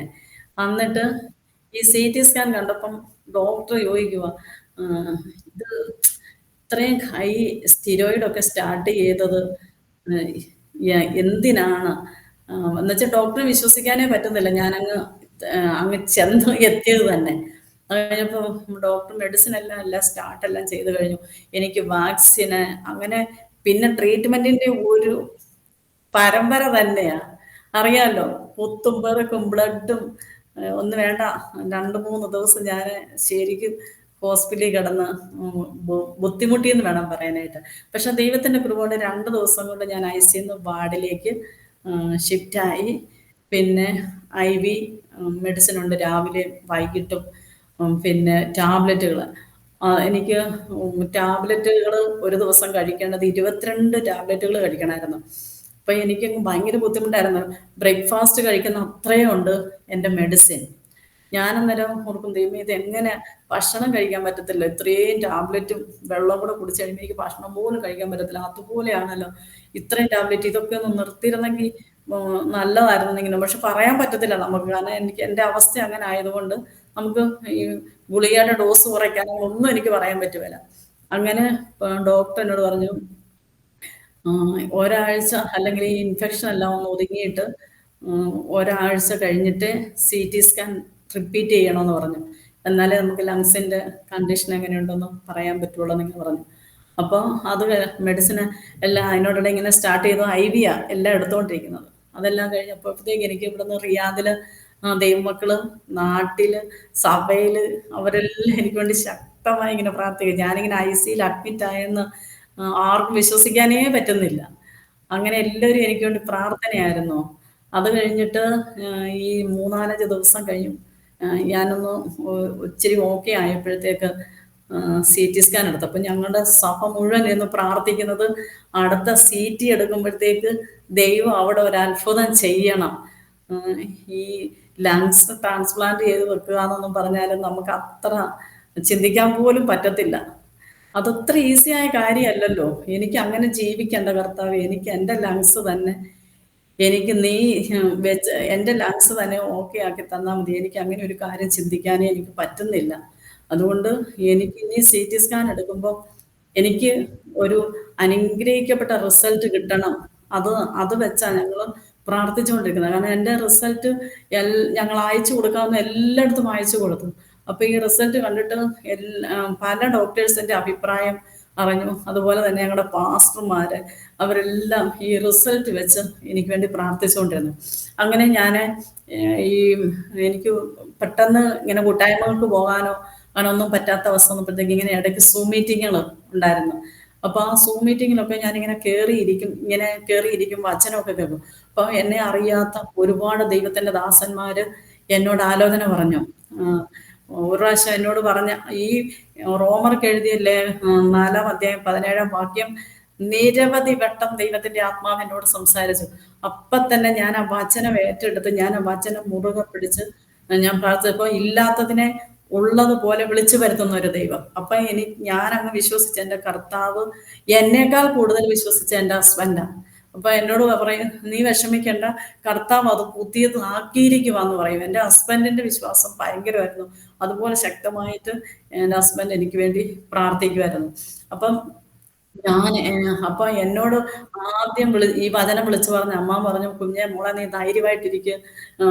എടി നമ്മുടെ കർത്താവ് ഇല്ലാത്തതുള്ളതുപോലെ വിളിച്ചു വരുന്ന നീ അങ്ങ് വിശ്വസിച്ചാൽ മതി എന്ന് പറഞ്ഞു. ഞാൻ അങ്ങനെ ആ വചനം പറഞ്ഞു. പിന്നെ വേറെ വെച്ചാൽ യെശയ്യാവ് 60:1 ആ വചനം എന്നോട് ശക്തമായിട്ട് പറഞ്ഞു. നമ്മൾ പലവട്ടം കേട്ടിട്ടുണ്ട് ഈ വചനങ്ങളൊക്കെ. പക്ഷെ എൻ്റെ അനുഭവമായി തീർന്നതാണ് ആ സമയ വചനം. എഴുന്നേറ്റ് പ്രകാശിക്കാൻ നിന്റെ പ്രകാശം വന്നിരിക്കുന്നു. അന്ധകാരം ഭൂമിയും കൂരിട്ട് ജാതികളെയും മൂടുന്നു. യഹോവയുടെ തേജസ് നിന്റെ മേൽ ഉദിച്ചിരിക്കുന്നു. അപ്പം ഞാൻ ശരിക്കും പറഞ്ഞ ഒരു അന്ധകാരത്തിൽ പോകേണ്ട ആളാണ്. പക്ഷെങ്കിൽ യഹോവയുടെ തേജസ് എൻ്റെ മേൽ ഉദിച്ചത് കൊണ്ടാണ് എനിക്ക് പ്രകാശിക്കാൻ പറ്റിയത്. അപ്പൊ അതിലൂടെ എല്ലാം ഇങ്ങനെ ആലോചന എന്നോട് പറയുന്നത്. ഞാൻ ആ വചനവും ഭയങ്കരമായിട്ട് ഞാൻ വിശ്വസിച്ച ആൻറ്റി. എനിക്ക് ഞാൻ എങ്ങനെ ആ വചനം വിശ്വസിച്ചെന്ന് എനിക്ക് പറയാൻ പറ്റത്തില്ല. അതുപോലെ ഞാൻ ഏറ്റെടുത്തായിരുന്നു. പിന്നെ ഒരു പ്രാവശ്യം എന്നോട് ഇങ്ങനെ ദൈവത്തിന്റെ ആത്മാവ് ശക്തമായിട്ട് ദൂത് പറഞ്ഞു, നിന്റെ സകല രോഗങ്ങളെയും ഞാൻ സൗഖ്യമാക്കുന്നു. 103 സങ്കീർത്തനത്തിലുണ്ട്. അപ്പം നിന്റെ സകല രോഗങ്ങളെയും എന്ന് പറഞ്ഞാൽ കർത്താവിന് അത് ഇപ്പോൾ ഒരു എന്താ പറയട്ടെ, ക്യാൻസർ ആവട്ടെ, അല്ലെങ്കിൽ ഒരു ജലദോഷമാകട്ടെ, പനിയാകട്ടെ, എന്തും ആയിക്കൊള്ളട്ടെ, അതിനകത്ത് സകല എന്ന് പറഞ്ഞിട്ടുണ്ടെങ്കിൽ സകല രോഗങ്ങളെയും സൗഖ്യമാക്കുവാൻ കർത്താവ് ശക്തനാണ്. അത് കഴിഞ്ഞിട്ട് എന്നോട് പറഞ്ഞ വചനം, വിശ്വസിക്കുന്നവരുടെ മേൽ വ്യാപരിക്കുന്ന അവന്റെ അളവറ്റ ശക്തിയുടെ വലുപ്പം, അതും എനിക്ക് ഭയങ്കരമായിട്ട് എന്നെ ബലപ്പെടുത്തിയ ദൈവത്തിന്റെ വചനമാണ്. ആ വചനങ്ങളെല്ലാം ഞങ്ങൾ ഇങ്ങനെ പറഞ്ഞ് പ്രാർത്ഥിക്കുമായിരുന്നു. പിന്നെ എന്നോട് ദൈവത്തിന്റെ ആത്മാവ് ഇടപെട്ട ഒരു വചനം ആൻറ്റി, ഇയ്യോബ് 33:4, ദൈവത്തിന്റെ ആത്മാവ് എന്നെ സൃഷ്ടിച്ചു, സർവശക്തന്റെ ശ്വാസം എനിക്ക് ജീവനെ തരുന്നു. ഞാൻ ആ വചനം ശക്തമായിട്ട് ഏറ്റെടുത്ത് പ്രാർത്ഥിക്കുമായിരുന്നു. ആ വചനം എന്നെ വളരെയധികം ധൈര്യപ്പെടുത്തിയ വചനമാണ്. അങ്ങനെ ഞങ്ങൾ ഈ വചനങ്ങളെല്ലാം പറഞ്ഞാണ് ഞങ്ങൾ പ്രാർത്ഥിക്കുന്നത്. അങ്ങനെ പ്രാർത്ഥിച്ച് എൻ്റെ സി ടി സ്കാൻ എടുക്കുക. സി ടി സ്കാൻ എടുക്കുന്നതിന് മുമ്പ് കർത്താവിനോട് വളരെ ആത്മാർത്ഥമായിട്ട് പറഞ്ഞു, കർത്താവ് എൻ്റെ സി ടി സ്കാൻ നോർമൽ ആകണം, എനിക്ക് മറ്റൊരു ബുദ്ധിമുട്ടുകൾ കൂടാതെ എനിക്ക് എൻ്റെ ലങ്സിൽ തന്നെ ജീവിക്കാൻ ദൈവം അനുവദിക്കണമെന്ന് ദൈവത്തോട് പ്രാർത്ഥിച്ചു. അങ്ങനെ സി ടി സ്കാൻ, പിന്നെ എക്കോ എടുത്തായിരുന്നു, ECG എടുത്തായിരുന്നു, എൻ്റെ ഹാർട്ടിന് വല്ല പ്രോബ്ലം ഉണ്ടോ എന്നൊക്കെ അറിയാൻ വേണ്ടിയിട്ട്. പക്ഷെ അതെല്ലാം എടുത്ത് നോർമലായിരുന്നു. അപ്പം ഈ സി ടി സ്കാൻ എടുത്തപ്പോഴത്തേക്ക് ഡോക്ടർ 2 CT കൂടെ വെച്ച് നോക്കിയപ്പോഴത്തേക്ക് എൻറ്റയർലി ഡിഫറെൻ്റ് ആയിരിക്കുന്ന ഒരു റിസൾട്ടാണ് അവിടെ ദൈവം ഞങ്ങൾക്ക് തന്നത്. അത് ഞങ്ങൾ ഒത്തിരി ദൈവത്തിന് നന്ദി പറയുവാൻ തക്കോണം ഇടയായി തീർന്നു. ഡോക്ടർ പോലും അതിശയിച്ചു പോയി, ഇത് എങ്ങനെയാണ് ഈ മാറ്റം ഇതിനകത്ത് വന്നെന്നറിയാൻ വേണ്ടിയിട്ട്. അപ്പം നമുക്കറിയാമല്ലോ എങ്ങനെ ഈ മാറ്റം ഇവിടെ വന്നേക്കുന്നെന്നുള്ളത്. വിശ്വസിക്കാൻ പറ്റാത്ത ഒരു CT റിസൾട്ടായിരുന്നു എനിക്ക് അന്ന് നമ്മുടെ ദൈവം തന്നത്. പിന്നെ എന്നോട് പറഞ്ഞു 6 മാസം ഞാൻ മെഡിസിൻ കഴിക്കണമെന്ന് പറഞ്ഞു. 6 മാസം ഈ ഇത്രയും ഗുളിക കഴിക്കുക എന്ന് പറയുന്നത് ഒരു ഭയങ്കര ബുദ്ധിമുട്ടായിരുന്നു. അങ്ങനെ സ്റ്റിരോയിഡ് എല്ലാം കഴിച്ച് എനിക്ക് ഷുഗർ ഹൈ ആയിരുന്നു, പിന്നെ കൊളസ്ട്രോള്, ഇതിൻ്റെ എല്ലാം ലെവൽ കൂടിയായിരുന്നു. അതിനുമെല്ലാം ഞാൻ മരുന്ന് കഴിക്കുമായിരുന്നു. പിന്നെ 6 മാസം ഞാൻ ഈ മെഡിസിൻ പ്രാർത്ഥിച്ചു, കർത്താവ് എനിക്ക് ഈ മെഡിസിൻ്റെ അളവ് എനിക്ക് കുറവ് തരണം, നീയല്ലേ എനിക്ക് ഇത്രത്തോളം സൗഖ്യം തന്നത്, എനിക്ക് ഈ മരുന്നിൻ്റെ അളവ് കുറയ്ക്കണമെന്ന് ഭയങ്കര ആഗ്രഹവും അതുപോലെ അതിനുവേണ്ടി ഞങ്ങൾ പ്രാർത്ഥിക്കുകയും ചെയ്തുകൊണ്ടിരുന്നു. അങ്ങനെ ഈ കഴിഞ്ഞ മാസം ജൂലൈ അവസാനം ഞാൻ നാട്ടിൽ വന്നു. എനിക്ക് ഫോളോ അപ്പ് ആയിരുന്നു, ഡോക്ടറെ കാണാൻ വേണ്ടി വന്നായിരുന്നു. അപ്പം ഞങ്ങളിവിടുന്ന് പ്രാർത്ഥിച്ചുകൊണ്ട് വന്നത്, എൻ്റെ മരുന്നിൻ്റെ അളവ് കുറയ്ക്കണം, ഇനി ഒരു ബുദ്ധിമുട്ട് എനിക്ക് അങ്ങനെ ഉണ്ടാവില്ല. പക്ഷേ 86, 89 ഓക്സിജൻ ഉണ്ടായിരുന്നത് എനിക്ക് 99, 100 ആയി എൻ്റെ ബോഡിയിലെ ഓക്സിജൻ. അപ്പം എനിക്ക് മരുന്ന്, പക്ഷെ നമുക്ക് സ്വയമേ നമുക്ക് നിർത്താൻ പറ്റത്തില്ലല്ലോ. ടെസ്റ്റൊക്കെ ചെയ്തിട്ട് ഡോക്ടർ അന്നേരം ഞങ്ങൾ പറഞ്ഞപ്പം ടെസ്റ്റൊക്കെ ചെയ്തതിൻ്റെ ശേഷം നമുക്ക് നോക്കാമെന്നിങ്ങനെ പറഞ്ഞു. അങ്ങനെ 6 മാസമായപ്പോൾ ഞങ്ങൾ നാട്ടിൽ വന്നു, ചെക്കപ്പ് ചെയ്തു. ഞാൻ ഈ ലങ്സിൻ്റെ ടെസ്റ്റ് ചെയ്യുമ്പോൾ ഞാൻ ദൈവത്തോട് പ്രാർത്ഥിച്ചു, കർത്താവേ എനിക്ക് ഈ മരുന്നും കൂടെ ഒന്ന് നിർത്തണം, ഇനി ഇത്രയും ഗുളിക കഴിക്കാൻ എനിക്ക് പറ്റില്ല, നീ അവിടെ ഒരു അത്ഭുതം ചെയ്യണമെന്ന്.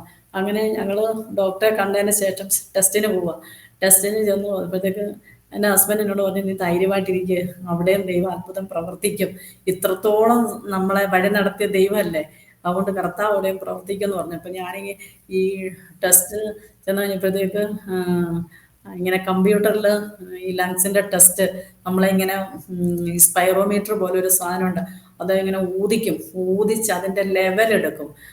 എന്നിട്ട് അതും കൊണ്ട് ഡോക്ടറെ എടുത്തുന്നപ്പോഴത്തേക്ക് നമുക്ക് എന്തോ പറയുന്നതെന്ന് അറിയത്തില്ലല്ലോ. അങ്ങനെ ഞാൻ ഈ റിസൾട്ടും കൊണ്ട് അവിടെ ചെന്ന് കഴിഞ്ഞപ്പോഴത്തേക്ക് ഡോക്ടർ എന്നോട് പറഞ്ഞു, ഇങ്ങനെ നിൻ്റെ ലങ്സ് ഓക്കെയാണ്, നമുക്ക് മെഡിസിനൊക്കെ നിർത്താം. അപ്പോഴും എനിക്ക് ഓക്സിജൻ 99 ഉണ്ട്. അങ്ങനെ ദൈവത്തിൻ്റെ കൃപയാൽ എൻ്റെ മെഡിസിൻ എല്ലാം 22 ഗുളിക കഴിക്കുമായിരുന്നു ഞാൻ ഒരു ദിവസം. കർത്താവിൻ്റെ കരുണയാൽ ആ മെഡിസിൻ എല്ലാം സ്റ്റോപ്പ് ചെയ്ത് ഒറ്റ ഗുളിക മാത്രം കഴിച്ചാൽ മതി. എനിക്ക് പാടാനോ അല്ലെങ്കിൽ പ്രാർത്ഥിക്കാനോ എന്നോട് പറഞ്ഞു യൂണിറ്റ് മാറണം, ഡയാലിസിസ് യൂണിറ്റിൽ നിനക്ക് ബുദ്ധിമുട്ടാണ്, കാരണം ഈ കെമിക്കൽസിൻ്റെ എല്ലാം സ്മെല്ലടിക്കുമ്പം വീണ്ടും അത് അതിൻ്റെ ബുദ്ധിമുട്ടുണ്ടാകാനായിട്ട് ഇടയുണ്ട്, അതങ്ങനെ മാറണം. പക്ഷെ കർത്താവ് ഒന്ന് ചെയ്തിരിക്കുന്നത് അത് നിത്യവും അത് പൂർണ്ണ സൗഖ്യത്തോടെയും ആ ദൈവം അത് ചെയ്യുന്നത്, നമുക്കതിൽ സംശയിക്കേണ്ട കാര്യമില്ലല്ലോ. അപ്പം പക്ഷെ ഇന്ന് ഞാൻ ഡയാലിസിസ് യൂണിറ്റില്ല വർക്ക് ചെയ്യുന്നത്. കൊച്ചു ഇന്ന് പഠിച്ചിറങ്ങി വരുന്ന പിള്ളേരെക്കാളും നല്ല സ്മാർട്ടായിട്ട് ഓടി നടന്ന് ജോലി ചെയ്യാൻ തക്കവണ്ണം കർത്താവിനെ സഹായിക്കുന്നു. ഒന്നിനെക്കുറിച്ചും വിചാരപ്പെടരുത്, എല്ലാറ്റിലും നിങ്ങളുടെ പ്രാർത്ഥനയാൽ അപേക്ഷയാലും നിങ്ങളുടെ ആവശ്യങ്ങൾ സ്തോത്രത്തോടു കൂടെ ദൈവത്തെ അറിയിക്കുക അത്ര വേണ്ടത്. ഈ വചനങ്ങളെല്ലാം ദൈവം എന്നെ ബലപ്പെടുത്തിയ വചനങ്ങളാണ്. എന്നിട്ട് പറഞ്ഞ സകല ഒന്നിനെ അത് പറഞ്ഞിട്ട് പറഞ്ഞു, സകല ബുദ്ധിയും കവിയുന്ന ദൈവത്തിന്റെ സമാധാനം. ആ ഒരു സമാധാനം എനിക്ക് പല വട്ടങ്ങളിലും അനുഭവിപ്പാൻ തക്കോണം കർത്താവ് സഹായിച്ചു. അങ്ങനെ മെഡിസിൻ എല്ലാം നിർത്തി ഞാൻ ഇന്നൊരു നോർമൽ അവസ്ഥയാണ്. ഇങ്ങനെ ഓക്സിജൻ സിലിണ്ടർ കൊണ്ട് ജീവിക്കേണ്ട ഒരാളാണ്. എൻ്റെ വീട്ടിൽ ഓക്സിജൻ സിലിണ്ടർ ഇപ്പോഴും ഇരിപ്പുണ്ട്, തിരിച്ചു കൊടുത്തിട്ടില്ല. പക്ഷെങ്കിൽ ഇതുവരെയും എനിക്ക് എടുക്കേണ്ട ഒരവസ്ഥ വന്നിട്ടില്ല. എൻ്റെ ലങ്സ് ക്ലിയറായി മാറ്റി വെക്കേണ്ട ഒരവസ്ഥയിലേക്ക് വന്ന എൻ്റെ ലങ്സിനെ കർത്താവ് ഇത്രത്തോളം സൗഖ്യമാക്കി. അതുകൊണ്ട് ഇത്രത്തോളം ശബ്ദമുയർത്തി എനിക്ക് സംസാരിപ്പാൻ ഇടയായി തീർന്നത്. അങ്ങനെ ഞാൻ ഒറ്റ ഗുളിക മാത്രമേ കഴിക്കുന്നുള്ളൂ, ബാക്കി 21 ഗുളികയും നിർത്തി. ഇപ്പം എൻ്റെ മുഖമൊക്കെ ഓക്കെ ആയി. നേരത്തെ എന്ന് പറഞ്ഞാൽ ഇങ്ങനെ ഉരുണ്ട് കണ്ണൊന്നും എനിക്ക് എൻ്റെ കാണത്തില്ലായിരുന്നു, അതുപോലെ ഇങ്ങനെ പഫി ആയിട്ടായിരുന്നു ഈ സ്റ്റിറോയിഡിൻ്റെ ഇതുകൊണ്ട്. അപ്പം നാട്ടിൽ ചെന്ന ഉടനെ ഈ ഒരാഴ്ചത്തെ ട്രീറ്റ്മെൻറ്റ് കഴിഞ്ഞപ്പോഴത്തേക്ക് സ്റ്റിറോയിഡ് എല്ലാം നിർത്തിയായിരുന്നു. എന്നെ ട്രീറ്റ് ചെയ്ത ഡോക്ടർ മെഡിക്കൽ മിഷനിലെ ഡോക്ടർ ടോണി ലൂക്ക് എന്ന് പറയുന്ന ഡോക്ടറാണ്. അപ്പം ഡോക്ടറിന് തന്നെ ഭയങ്കര അതിശയമായി എൻ്റെ ലങ്സ് ഇത്ര മാത്രം ഓക്കെ ആയി വന്നത് എങ്ങനെയാണെന്നുള്ളത്. അപ്പം നമുക്കറിയാം, ഞാൻ അവിടെ നിന്നുകൊണ്ട് ഉറക്കെ സ്തോത്രം പറഞ്ഞു. കാരണം കർത്താവാണ് നമ്മളെ സൗഖ്യമാക്കിയത്. അതിൻ്റെ പിന്നിൽ ഒരു കൂട്ടം പ്രാർത്ഥിക്കുന്ന ദൈവമക്കളുണ്ടായിരുന്നു. ആ പ്രാർത്ഥനയും വചനവും ആണ് എന്നെ നിർത്തിയത്. കാരണം വചനം ദൈവമാകുന്നു എന്ന് നമ്മളോട് പറയുന്ന ഓരോ വചനങ്ങളും വചനം ദൈവമാകുന്നു എന്നാണ് വചനത്തിൽ എഴുതിയിരിക്കുന്നത്. ആ കർത്താവിനെ വിശ്വസിച്ചാൽ മാത്രം മതി, നമ്മുടെ സകല രോഗങ്ങളെയും അവൻ സൗഖ്യമാക്കുവാൻ ശക്തനാണ്. പക്ഷെ നമുക്ക് പലപ്പോഴും ഈ വചനത്തെ വിശ്വസിക്കാൻ കഴിയുന്നില്ല. അങ്ങനെയാണല്ലോ പറഞ്ഞിരിക്കുന്നത്, വിശ്വസിക്കുന്നവരുടെ മേൽ വ്യാപരിക്കുന്ന അവന്റെ അളവറ്റ ശക്തിയുടെ വലുപ്പം. അത് ശരിക്കും പറഞ്ഞാൽ നമ്മളൊന്നും മനസ്സിലാക്കിയിട്ടേ ഇല്ല. നമ്മളിങ്ങനെ എത്രയോ വട്ടം ഈ വചനങ്ങളൊക്കെ ഇങ്ങനെ കേൾക്കുന്നു, നിരവധി പ്രാവശ്യം കേട്ട വചനങ്ങളാണ്. പക്ഷെങ്കിൽ ഇല്ലാത്തതിനെ ഉള്ളതിനെ പോലെ വിളിക്കുകയും ചെയ്തിരിക്കുന്നു എന്ന് പറഞ്ഞ. അപ്പം കർത്താവ് എത്ര വലിയൊരു സൃഷ്ടിപ്പാണ് എന്നിൽ നടത്തിയത്. എൻ്റെ ഹസ്ബൻഡ് പറയും, പുതിയതൊന്നും നിനക്ക് വെച്ചിരിക്കുമെന്നാണ് പറയുന്നത്, എപ്പോഴും എന്നോട് പറയുന്നത്. എൻ്റെ വിശ്വാസമല്ല, എൻ്റെ ഹസ്ബൻഡിൻ്റെ വിശ്വാസമാണെന്ന് എനിക്ക് പറയാൻ പറ്റും. അത്രമാത്രം പുള്ളിക്കാരൻ പ്രാർത്ഥിക്കുമ്പം ആ വചനം പറഞ്ഞാണ് ഞങ്ങളിങ്ങനെ പ്രാർത്ഥിച്ചത്. ആ വചനമാണ് എന്നെ ജീവിപ്പിച്ചത്. ഞാൻ ഇന്നൊരു പുതിയ ലങ്സുമായിട്ടാണ് ജീവിക്കുന്നത്. ഈ കഴിഞ്ഞ പ്രാവശ്യം ടെസ്റ്റ് വന്നപ്പോൾ തന്നെ ഡോക്ടർ ഭയങ്കരമായിട്ട് ഇതുപോലെ ക്യൂറായ ഒരു അനുഭവം പുള്ളിയുടെ ഇതിൽ പോലും ഒരു പേഷ്യൻസിനും അങ്ങനെ ഉണ്ടായിട്ടില്ല. പക്ഷെ എൻ്റെ കർത്താവ് എന്നിൽ അത്ഭുതം പ്രവർത്തിച്ചു. അതുകൊണ്ട് ഇന്ന് ഞാൻ ഒരു പുതിയ അവയവമായിട്ടാണ് ദേവദാസിയോട് സംസാരിക്കുന്നത്. യാതൊരു ബുദ്ധിമുട്ടുമില്ലാതെ, മെഡിസിനൊന്നും ഇല്ലാതെ ഇത്രത്തോളം ദൈവം എന്നെ അത്ഭുതകരമായിട്ട് ജീവിപ്പാൻ ഇടയാക്കി. ഞാൻ ഈ പറഞ്ഞു വന്നതിൻ്റെ സാരം ഇത്രയേ ഉള്ളൂ. ദൈവത്തിന് അസാധ്യമായിട്ടുള്ള ഒരു കാര്യവുമില്ല. അപ്പം എന്നെ കേൾക്കുന്ന ആരെങ്കിലും ഏതെങ്കിലും ഇതുപോലെയുള്ള വിഷമത്തിലൂടെ, പ്രതിസന്ധിയിലൂടെ, രോഗത്തിലൂടെ കടന്നു പോകുന്നുണ്ടെങ്കിൽ നമ്മളെ കേൾപ്പിച്ചിരിക്കുന്ന ദൈവത്തിൻ്റെ വചനത്തെ നാം മുറുകെ പിടിക്കുക, ആശ്രയിക്കുക. പരിപൂർണമായ ഒരു വിടുതൽ ആ വിഷയത്തിന്മേൽ തരുവാൻ കർത്താവ് ശക്തനാണ്. ഞാൻ അനുഭവസ്ഥയാണ്. എൻ്റെ ദൈവം എന്നെ വിടുവിച്ചതാണ്. അത് എവിടെയും എനിക്ക് ശബ്ദമുയർത്തി പറയാൻ കഴിയും. അതുകൊണ്ട് ആരും പ്രയാസപ്പെടേണ്ട കാര്യമില്ല. വിശ്വസിക്കുന്നവർക്ക് വേണ്ടിയിട്ടാണ് കർത്താവിൻ്റെ ശക്തി നമ്മളിലേക്ക് വ്യാപരിക്കുന്നത്. ആ നമുക്കറിയാമല്ലോ 12 വർഷക്കാലം രക്തസ്രാവം കൊണ്ട് നടന്ന ആ സഹോദരിയുടെ വിഷയം. ഒരുപാട് ട്രീറ്റ്മെന്റ് ചെയ്തിട്ടും അവളുടെ അസുഖത്തിന് ഭേദം വന്നില്ല.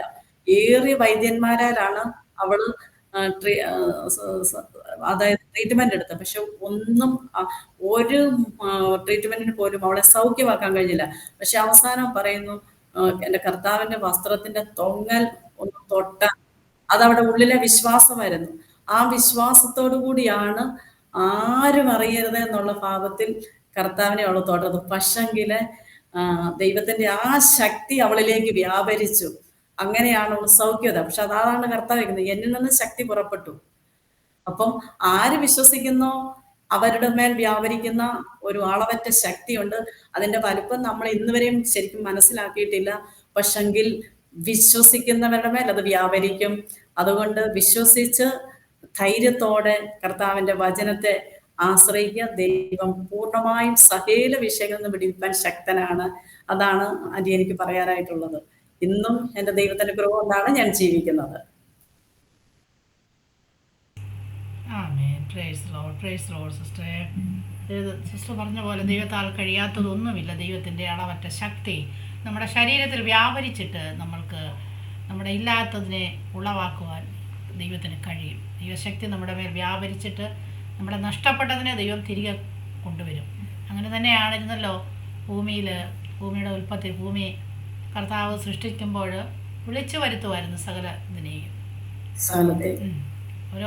ഓരോന്നിനെ കർത്താവ് എന്തോ ചെയ്യുമായിരുന്നു, വിളിച്ചു വരുത്തിയത്. ആ ശക്തി ഇന്നും എന്തുവാ വ്യാപരിച്ചുകൊണ്ടിരിക്കുക. അപ്പം നമ്മൾ പലപ്പോഴും ദൈവസന്നിധിയെ കടന്നു ചെല്ലുന്നു, അവിടെ ഇരിക്കുന്നു, പാടുന്നു, പ്രാർത്ഥിക്കുന്നു, എല്ലാം ഒരു ചടങ്ങ് പോലെ നമ്മൾ പലപ്പോഴും എല്ലാം നിവർത്തിക്കുന്നു. എന്നാൽ ഇതുപോലുള്ള പ്രത്യേക സിറ്റുവേഷൻസിലാണ് കർത്താവിൻ്റെ പ്രവൃത്തി നമ്മൾ തിരിച്ചറിയുന്നത്. ദൈവത്തിൻ്റെ വചനത്തിൻ്റെ ശക്തിയും പ്രാർത്ഥനയുടെ ശക്തിയും നമ്മുടെ കർത്താവിൻ്റെ ആ മഹത്വമൊക്കെ നമ്മൾ തിരിച്ചറിയുന്നതിന് വേണ്ടിയാണ് പലപ്പോഴും ഇതുപോലുള്ള ഘട്ടങ്ങളിലൂടെ ദൈവം നമ്മെ കടത്തിവിടുന്നത്.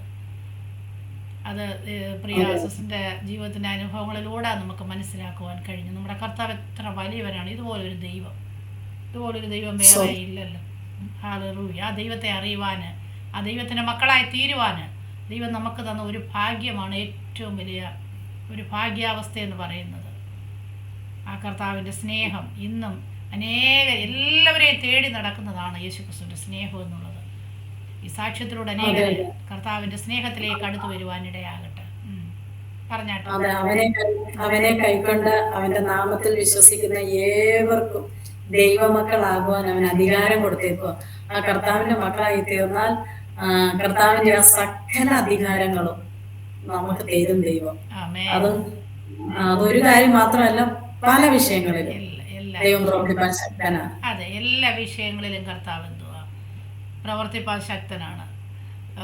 സൂസൻ സിസ്റ്റർ പറഞ്ഞ പോലെ പലപ്പോഴും ദൈവവചനത്തിൻ്റെ ആഴങ്ങളെ നമ്മൾക്ക് അങ്ങോട്ട് മനസ്സിലാക്കാനോ ഗ്രഹിക്കാനോ കഴിയുന്നില്ല. അത് നമ്മൾ ചുമ്മാതെ ഇങ്ങനെ പറഞ്ഞെന്തോ ചെയ്യുക, അങ്ങ് വിടത്തേ ഉള്ളൂ. നമ്മൾ പ്രസംഗം കേട്ടാലും ദൈവവചനം വായിച്ചാലും ഒന്നും അതിൻ്റെ ആഴത്തെ ഗ്രഹിപ്പാനോ അത് നമ്മുടെ ജീവിതത്തിൽ പ്രാവർത്തികമാക്കാനോ ഒന്നും പലപ്പോഴും മനുഷ്യരാകുന്ന എല്ലാവർക്കും കഴിയാത്തൊരവസ്ഥയാണ്. എന്നാൽ ആ വചനത്തിൻ്റെ ശക്തി എന്ന് പറയുന്നത് അത് ക്രിയ ചെയ്യുന്നതാണ്. അത് കാരണം അത് ദൈവമാണ്.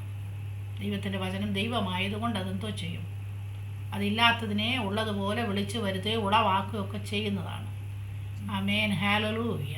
ദൈവത്തിൻ്റെ വചനം പ്രിയ സിസ്റ്ററിൻ്റെ ജീവിതത്തിൽ വലിയ ഒരു ഇല്ലാത്ത അവയവത്തെ വിളിച്ചു വരുത്തി ഒരു പുതിയ അവയവം ലങ്സ് സൃഷ്ടിച്ച് ഇന്ന് ആരോഗ്യത്തോടെ കൂടെ ആയിരിക്കുന്നു. ആ ഹോസ്പിറ്റലിൽ ജോലി ചെയ്യാനുള്ള കൃപയൊക്കെ കൊടുത്തു.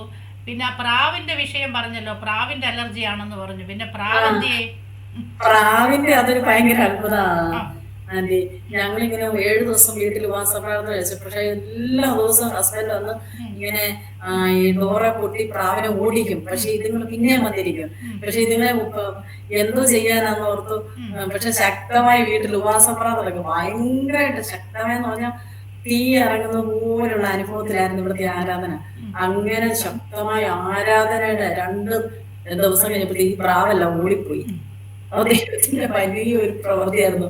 ഞങ്ങളതിനെ ഓടിച്ചുകൊണ്ടിരുന്നു. പക്ഷെ ഈ ആരാധന വെളിപ്പെട്ട് ശക്തമായ ആരാധന ഇവിടെ നടക്കുമ്പോഴത്തേക്ക് 2 ദിവസം കൊണ്ട് പ്രാവെല്ലാം പോയി. അതൊരു ഭയങ്കര അത്ഭുതമാണ്. പ്രാവിന് ആര് പറഞ്ഞിട്ടാന്ന് ഓർത്ത് നോക്കി. നമ്മളെ ഒരു ഭയങ്കര അതെ, നമുക്കൊന്നും ചെയ്യാൻ കഴിയത്തില്ല. ഒരു കൊച്ചു പ്രാവിനെ പോലും ഓടിക്കാൻ നമുക്ക് എന്തോ ചെയ്യത്തില്ല, കഴിയത്തില്ല. അത് അതിൻ്റെ കൂടെ അവിടെ ആക്കിയാൽ പിന്നെ അതെന്തോ ചെയ്യത്തില്ല, അത് മാറത്തില്ല. പക്ഷേ മാറത്തില്ല. പക്ഷേ ആരാധനയ്ക്ക് ദൈവത്തിൻ്റെ ആത്മാവിൻ്റെ ശക്തി എന്ന് പറയുന്നത് ഒന്നും മിണ്ടണ്ട, അത് തന്നെ എന്തോ ചെയ്തോളും, ഇളകി മാറിപ്പോയിക്കോളും. അതാ പറഞ്ഞത്. അപ്പൊ ഞങ്ങള് ഇങ്ങനെ പ്രാർത്ഥന കഴിഞ്ഞ് ഞാൻ എല്ലാവർക്കും ചായ കൊടുക്കും. അപ്പൊ അടുക്കളയിൽ പോയി പെട്ടെന്ന് ചായ കൊടുത്തേക്ക് അവിടെ ഇതുങ്ങൾ ഇങ്ങനെ ഇരിക്കുന്നത് നമുക്ക് കാണാം, ഗ്ലാസ് അല്ലേ അങ്ങനെ ഇരിക്കണം. അപ്പോഴത്തേക്ക് ഞങ്ങൾ നമ്മള് സഹോദരിമാര് നമ്മളോടൊപ്പം ഇങ്ങനെ കിച്ചണിൽ വരും. അപ്പൊ ഞങ്ങൾ ഞങ്ങളുടെ പ്രാവിന്റെ വാസം അവിടെ അവര് നമ്മളെ നോക്കി. ഇപ്പം ഒരു കുക്കർ ഫിസില് കടിക്കുമ്പോ സാധനം അതിന്റെ ഒച്ചയും കൊണ്ടൊക്കെ ഇങ്ങനെ ഓടിപ്പോണ്ട്. പക്ഷെ ഒരു പേടിയില്ലാതെ നിങ്ങൾ ഇങ്ങനെ ഇരിക്കുക. നമ്മുടെ കുക്കിങ്ങും കാര്യങ്ങളും എല്ലാം കണ്ട് ഇതുങ്ങൾ ഇങ്ങനെ നമ്മൾ വളർത്തുന്ന കൂട്ടാണ്. അതുകൊണ്ടാണ് ഡോക്ടർ എന്നോട് ചോദിച്ചത് ഞാൻ പക്ഷികളെ വളർത്തുന്നുണ്ടോ എന്ന് എന്നോട് ചോദിച്ചത്. പക്ഷെ അതുപോലെ ആയിരുന്നു. പക്ഷെ 2 വസത്ര തുടങ്ങി 2 ദിവസം കഴിഞ്ഞപ്പോഴേക്ക് പ്രാക്കളെല്ലാം ഓടിപ്പോയി. അതൊരു ഭയങ്കര അത്ഭുതമായിരുന്നു. പ്രാർത്ഥന ഒരു ഭയങ്കര അത്ഭുതമായിരുന്നു. അത് പറഞ്ഞാൽ കാണുന്നവർക്കേ അത് അറിയാൻ പറ്റത്തുള്ളൂ. ഞങ്ങളുടെ ആ പ്രാവ് ഇരിക്കുന്നതും അതിന്റെ എല്ലാം കൂടെ വന്നിരിക്കുന്നതൊക്കെ കണ്ടവർക്ക് മനസ്സിലാവും. അതെ, ഉപവാസത്താലും പ്രാർത്ഥനയാലും അല്ലാതെ ഈ വ്യാധി നീങ്ങി പോകുകയെന്ന് പറഞ്ഞ പോലെ. അതെ അതെ, അതുപോലും ഓടിപ്പോയി. ഓടിപ്പോയി ഉപവസിച്ചാൽ. ഇപ്പൊ എനിക്ക് പക്ഷെ ഇപ്പൊ എനിക്ക് അങ്ങനത്തെ ആ പ്രാവിന്റെ ഒരു സ്മെല്ലോ അങ്ങനെ ഒന്നും എനിക്ക് ഫീൽ ചെയ്യുന്നില്ല. നേരത്തെ പറഞ്ഞാൽ എനിക്ക് ഭയങ്കര ബുദ്ധിമുട്ടായിരുന്നു. പ്രാവ് പോയി, പുതിയ ലൻസ് വന്നു, എല്ലാം വന്നു. ഇനിയും ചെയ്യേണ്ടത് എന്താണെന്ന് ചോദിച്ചാൽ കർത്താവിന് വേണ്ടി എന്തോ ചെയ്യുക, വിടുവിച്ച കർത്താവിൻ്റെ നാമത്തിന് വേണ്ടി നിൽക്കുക, അനേകരോട് എന്തോ ചെയ്യുക, വിടുവിച്ച കർത്താവിനെ കുറിച്ച് പറയുക. അതാണ് നമ്മൾ ചെയ്യേണ്ടത്. അല്ലാതെ നമുക്കിനിയും ചെയ്യാനൊന്നുമില്ലല്ലോ. നമ്മുടെ കർത്താവ് വലിയവനായ ദൈവത്തിൻ്റെ ആ വലിയ നാമത്തെ ഘോഷിക്കുക എന്നുള്ളതാണ് നമ്മളെ ഇനിയും കർത്താവ് ഏൽപ്പിച്ചിരിക്കുന്നത്. അത് വിശ്വസ്തയോടുകൂടെ ചെയ്യുവാനും പ്രിയ സിസ്റ്ററെയും കുടുംബത്തെയും കർത്താവ് സഹായിക്കട്ടെ. പ്രിയ സഹോദരന് നല്ല വിശ്വാസമാണെന്ന് സാക്ഷ്യത്തിലൂടെ പറയുവാനിടയായി തീർന്നല്ലോ. പിന്നെയും ആ കർത്താവിൻ്റെ ദാസനെയും കർത്താവ് വിശ്വാസത്തിൽ വർദ്ധിപ്പിച്ച് അനേകർക്കൊരു പ്രയോജനമുള്ളവനാക്കി കർത്താവ് തീർക്കട്ടെ എന്ന് ഞങ്ങൾ ആശംസിക്കുന്നു. God bless you sister. ഒന്ന് പ്രാർത്ഥിച്ചാട്ടെ. ഹല്ലേലൂയ, സ്തോത്രം. ഹല്ലേലൂയ, സ്തോത്രം സ്തോത്രം സ്തോത്രം സ്തോത്രം. പരിശുദ്ധനായ ദൈവമേ, സ്വർഗ്ഗ നല്ല പിതാവേ, അനുഗ്രഹിക്കപ്പെട്ട ഈ സമയത്തിനായി ഞങ്ങൾ നന്ദി പറയുന്നപ്പാ. കഴിഞ്ഞ ഒരു പകൽക്കാലം ഞങ്ങളെ വിട്ട് കടന്നുപോയി അനേകം ഏഴുകളെ പോലെയുള്ള ഹല്ലേലൂയ ജീവിതങ്ങൾക്ക് കർത്താവേ സ്തോത്രം സ്തോത്രം. ഹല്ലേലൂയ, ഈ രാത്രി കാണാൻ കഴിയാതിരുന്നപ്പോൾ സ്വർഗ്ഗത്തിലെ ദൈവമേ, ഞങ്ങൾക്ക് ഒരവസരം കൂടെ കർത്താവ് ദാനമായി തന്നതിനാൽ ഞങ്ങൾ ദൈവത്തെ വാഴ്ത്തുന്നു, സ്തുതിക്കുന്ന കർത്താവേ. അങ്ങനെ ഞങ്ങളുടെ ജീവിതത്തിൽ ചെയ്ത സകല ഉപകാരങ്ങൾക്കും നന്ദിയുള്ള ഹൃദയത്തോടെ അങ്ങയുടെ നാമത്തെ ഉയർത്തി ജീവിക്കാനുള്ള കൃപ ഞങ്ങൾക്ക് നൽകി തരണമേ എന്ന് പ്രാർത്ഥിക്കുന്നു. നീ ഞങ്ങളെ ജീവിപ്പിച്ച ഓരോ വചനങ്ങൾക്കുമായിട്ട് ഞങ്ങൾ നന്ദി പറയുന്ന കർത്താവേ. ഇന്ന് ഹല്ലേലൂയ സ്തോത്രം. ഈ രാത്രി കാലം ഈ ജോയ്സ് ടിവിയിലൂടെ സംസാരിപ്പാൻ തക്കവണ്ണം അടിയങ്ങളെ നീ സഹായിച്ചല്ലോ. അങ്ങയുടെ നാമത്തെ ഉയർത്തുവാൻ ഇടയായി തീർന്നല്ലോ. നന്ദിയോട് തന്നെ വാഴ്ത്തുന്നു, സ്തുതിക്കുന്ന കർത്താവേ. ഇന്ന് രാത്രികാലം അടിയനെ കേട്ടുകൊണ്ടിരിക്കുന്ന സകല ഹല്ലേലൂയ പ്രേക്ഷകർക്കായി ഞങ്ങൾ പ്രാർത്ഥിക്കുന്നു. ആരുടെയെങ്കിലും ജീവിതത്തില് മാറാ രോഗങ്ങളോ ഹല്ലേലൂയ സ്തോത്രം, മറ്റുള്ളവരോട് പറയാൻ വയ്യാത്ത വേദനകളോ പ്രയാസങ്ങളോ പ്രതിസന്ധികളിലൂടെയോ ആരെങ്കിലും കടന്നു പോകുന്നുവെങ്കിൽ ഇന്ന് രാത്രികാലം ഞാൻ നിന്നെ സൗഖ്യമാക്കുന്ന യഹോവ, ഭയപ്പെടേണ്ട, ഞാൻ നിന്നോട് കൂടെയുണ്ട്, ഭ്രമിച്ചു നോക്കേണ്ട, ഞാൻ നിന്റെ ദൈവമാകുന്നു, ഞാൻ നിന്നെ ശക്തീകരിക്കും, ഞാൻ നിന്നെ സഹായിക്കും എന്ന് പറയുന്ന ഈ നല്ല നാഥനെ ഹല്ലേലൂയ ആമേൻ സ്തോത്രം തിരിച്ചറിയുവാൻ കർത്താവേ ഇങ്ങനെയുള്ള കുഞ്ഞുങ്ങൾക്ക് കർത്താവ് സഹായിക്കണമേ എന്ന് പ്രാർത്ഥിക്കുന്നു. പ്രത്യേക ഹല്ലേലൂയ ഈ ജോയ്സ് ടിവിയിൽ കർത്താവെ പ്രവർത്തിക്കുന്ന ദൈവദാസിക്കായി കുടുംബത്തിനായി സ്തോത്രം ചെയ്ത് പ്രാർത്ഥിക്കുന്നു. ഇത് അനേകർക്ക് ഹല്ലേലൂയ സ്തോത്രം വിടുതലായി തീരുവാൻ കർത്താവിന്റെ നാമത്തെ ഉയർത്തുവാൻ അങ്ങ് ദൈവം സഹായിക്കണമേ എന്ന് പ്രാർത്ഥിക്കുന്നു പിതാവേ.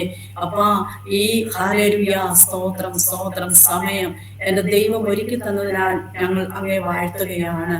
ഇന്ന് രാത്രി കാലം ആമേൻ ഞങ്ങളെ ഷെയർ ചെയ്ത ദൈവത്തിന്റെ വചനത്തിന്റെ ശക്തി ഓരോ ഹാലലിയ നിമിഷങ്ങളിലും അടിയങ്ങൾക്ക് അനുഭവിപ്പാൻ തക്കവണ്ണം കർത്താവ് കൃപ ചെയ്യുന്നല്ലോ. അങ്ങ് ഹല്ലേലൂയ ഞങ്ങളോട് സംസാരിച്ചു കൊണ്ടിരിക്കുന്ന ദൈവമാണ്. ഇല്ലാത്തത് ഉള്ളതിനെ പോലെ ഹാലലൂയ വിളിച്ചു വരുത്തുന്ന ദൈവം. ഈ മഹാരാജാവിനെ, ഈ മഹാദൈവത്തെ പ്രൈസ് ദി ലോർഡ് ആരാധിപ്പാൻ എല്ലാ മക്കളെയും കർത്താവ് കൃപ ചെയ്യണമേ. അങ്ങേ തിരിച്ചറിയാൻ പ്രൈസ് ദി ലോർഡ് ഞങ്ങളുടെ ഉൾക്കണ്ണുകളെ ദൈവത്തിന്റെ ആത്മാവ് പ്രകാശിപ്പിക്കണമേ എന്ന് പ്രാർത്ഥിക്കുന്നു. ഇന്ന് രാത്രി കാലം കർത്താവേ, ഈ ഹാലേലൂയ സ്തോത്രം, ദൈവത്തിന്റെ നാമം അനേകർക്ക് വിടുതലായി തീരുവാൻ തക്കവണ്ണം കർത്താവ് സഹായിക്കണം.